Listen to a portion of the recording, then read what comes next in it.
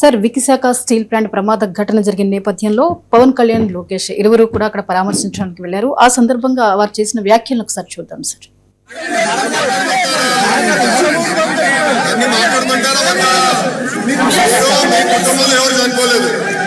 చనిపోయిన వాళ్ళతో మాట్లాడుతున్నాం. అన్ని మాట్లాడమంటారా? మీ కుటుంబంలో ఎవరు చనిపోలేదు, చనిపోయిన వాళ్ళతో మాట్లాడుతున్నాం.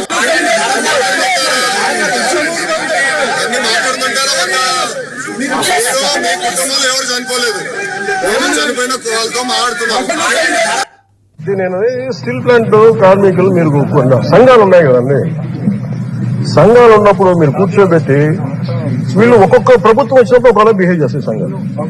నాకు ఇబ్బంది ఏముందంటే సంఘాలు అనేవి ఇర్రెస్పెక్టివ్ ఆఫ్ ఏ ప్రభుత్వం వచ్చింది ఏ ప్రభుత్వం పోయింది అనే కంటే కూడా సంఘం కార్మికుల సంక్షేమం కోసం ఇర్రెస్పెక్టివ్ ఆఫ్ మనం ఎవరు బాగా చేయగలం అని ఆలోచించాలి తప్ప మీరు వైసీపీ వచ్చినప్పుడు కాంప్రమైజ్ అయిపోయి వైసీపీ వచ్చినప్పుడు ఈ స్థలాలని మనం ప్రైవేటీకరణ చేసేంత వాళ్ళతో ఇవన్నీ వాస్తవం చెప్పగలను. ఆ రోజు నేను కూర్చున్నప్పుడు ఎందుకు ఇంత బలంగా మాట్లాడగలంటే ఆ రోజు నేనే నోరు తెరిచి అడిగితే ఒక్కరు చెయ్యి చూపు. సార్, ఈ ఇరువురు వ్యాఖ్యలపై మీ అనాలిసిస్ ఏంటి సార్? అంటే అనాలిసిస్ కాదు, చాలా అభ్యంతరాలు వస్తున్నాయి. ఇప్పుడు మనము వెళ్ళింది పరామర్శక లేదా కొట్లాడటానిక?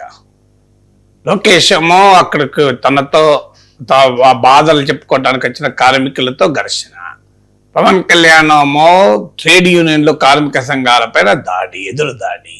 అసలు అవసరమా? వెళ్ళింది దేనికి? పరామర్శకు వెళ్ళాడు. వారితో వాద ప్రతివాదాలకి వెళ్ళినట్లు ఉండడం ఏ రకంగా సమంజసమవుతుంది? ఇప్పుడు లోకేష్ వాదన ఏంది? మీ కుటుంబాల్లో చనిపోలేదు కదా అని.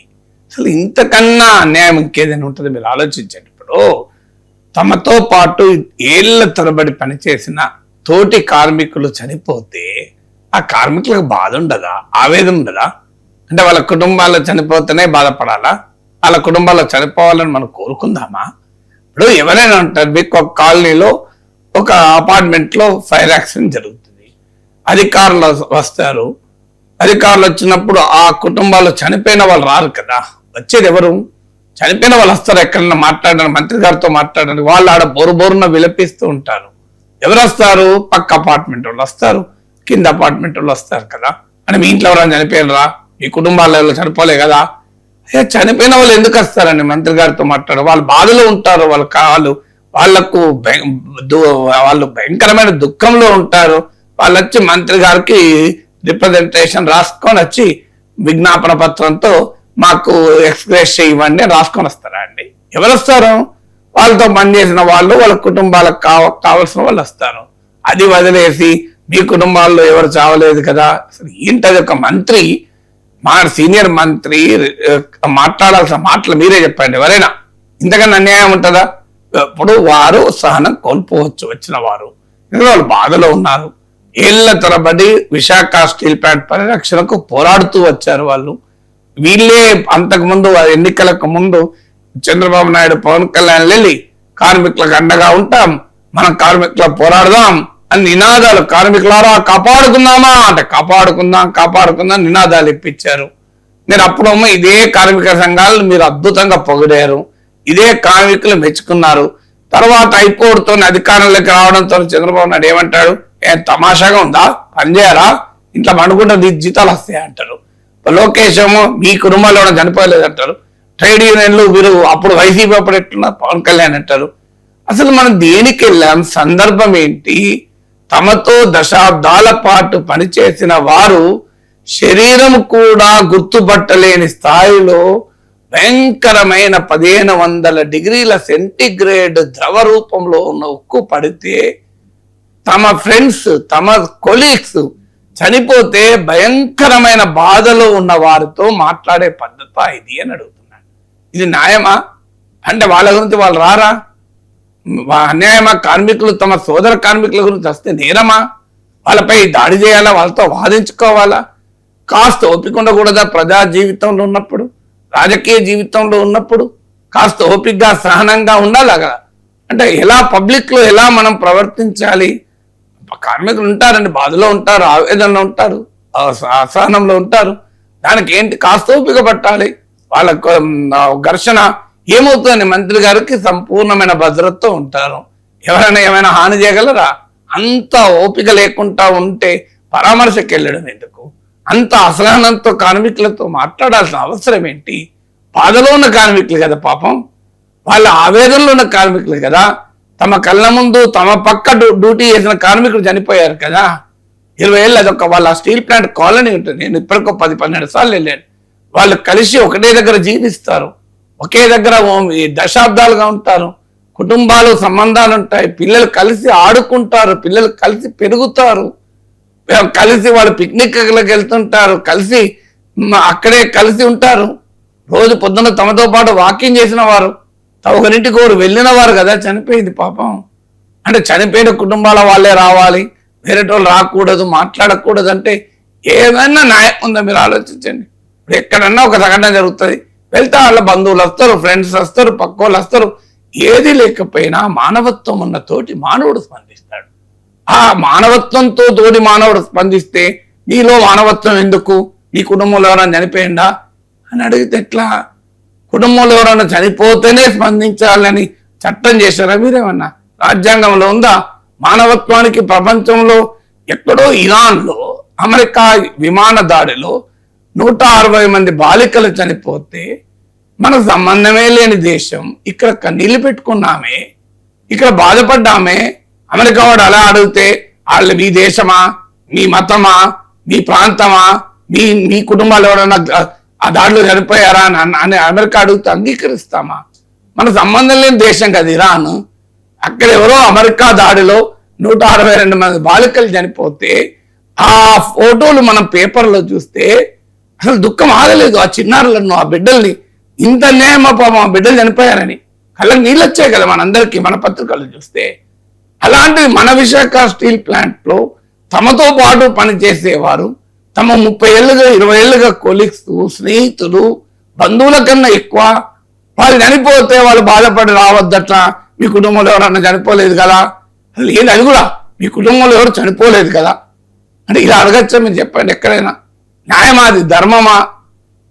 దీన్నంటే రాజకీయం అంటారే. ఇక పవన్ కళ్యాణ్ గారు అసలు కార్మిక సంఘాలు ఎప్పుడు ప్లేట్ ఫిరాయించలేదు. వాళ్ళు వైసీపీ ఉన్నా, టీడీపీ ఉన్నా, కాంగ్రెస్ ఉన్నా వాళ్ళు విశాఖ ఉక్కు పరిరక్షణకు పోరాడుతూనే ఉన్నారు. పవన్ కళ్యాణ్కు ఎన్నిసార్లు వెళ్ళారో తెలియదు, కానీ నేను అంతకన్నా చాలాసార్లు వెళ్ళాను స్టీల్ ప్లాంట్. 10-12 సార్లు వెళ్ళాను. నేను ఫస్ట్ టైం స్టీల్ ప్లాంట్కి వెళ్ళింది స్టూడెంట్ గా ఉన్నప్పుడు. ఆడ ఉపన్యాసం ఇవ్వడానికి వెళ్ళాను. ఎప్పుడు 80 నేను ఆ స్టూడెంట్ కాదు, నేను ఎర్లీగా లెక్చర్ అయిన తర్వాత 93లో వెళ్ళాను. ఫస్ట్ టైం నేను విశాఖ స్టీల్ ప్లాంట్ లో వెళ్ళి కార్మికులకు ఉపన్యాసాలు ఇచ్చాను అక్కడ 93లో. ఈ 33 years లో ఇప్పటికో 10-12 సార్లు వెళ్ళుంటా. 10-12 సార్లు వెళ్ళుంటా, ఒక్కసారికి కాదు. నేను ప్రతిసారి వెళ్ళినప్పుడు కూడా ట్రేడ్ యూనియన్ ప్లాట్ఫామ్ వాళ్ళు పెట్టిన మీటింగ్కి వెళ్ళాను. ప్రతిసారి కూడా విశాఖ స్టీల్ ప్లాంట్ పరిరక్షణ, వారి అభివృద్ధి గురించే మాట్లాడాను. ఇది ఎప్పుడు 1993లో. 1993లో ఎవరు అధికారంలో ఉన్నారు? కాంగ్రెస్ అధికారంలో ఉంది.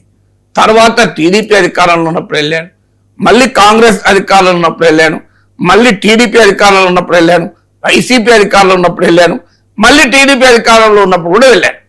ఇన్నిసార్లు వెళ్ళాను. వెళ్ళినప్పుడల్లా వాళ్ళు పార్టీలు ఎవరున్నా, ప్రభుత్వాలు ఎవరున్నా వాళ్ళ డిమాండ్ ఒక్కటే, మా స్టీల్ ప్లాంట్ను మీరు కాపాడాలి.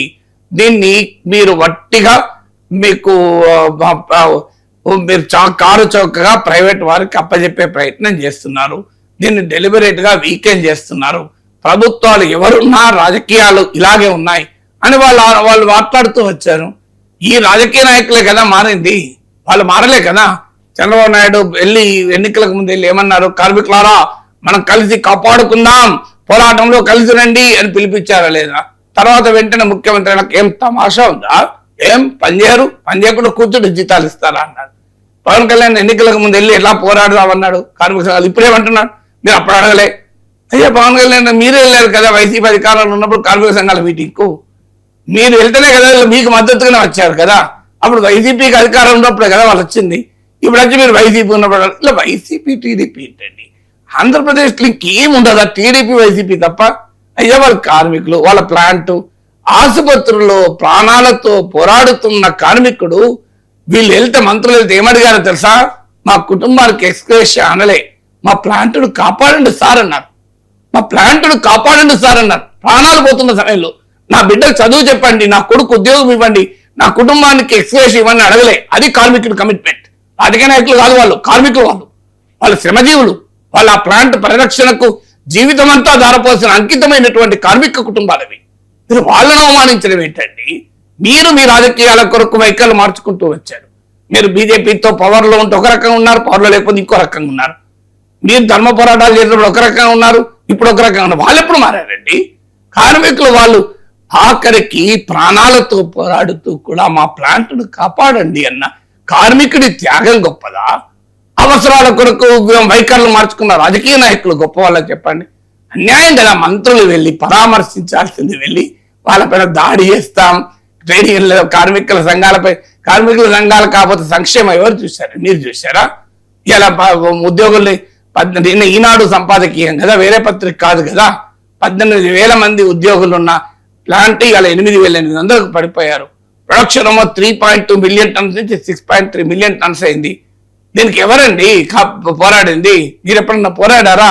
ఉద్యోగుల సంఖ్య తగ్గించాలి అన్యాయం అని మీరు ఎప్పుడు కొట్లాడారు చెప్పండి? వేలాది మంది ఉద్యోగుల్ని అన్యాయంగా ఉద్యోగాలకు తీసేస్తే మీరు రాజకీయ నాయకులు వెళ్ళి పోరాడారా? కార్మిక సంఘాలే పోరాడాయి. అలాంటి కార్మిక సంఘాలను, మీ కార్మిక సంఘాలు కూడా ఉన్నాయి కదా అందులో. తెలుగుదేశం అనుబంధ కార్మిక సంఘం కూడా ఉందాడా? మరి వాళ్ళని కూడా మీరు ఇలాగే తిరుగుతారా? ఎక్కడ న్యాయం అండి? కార్మికులపై దాడి ఏంటి? కార్మిక సంఘాలపై దాడి ఏంటండి? మంత్రులు వెళ్ళింది దేనికి? చేసింది ఏంటి అనేది ప్రశ్న కదా.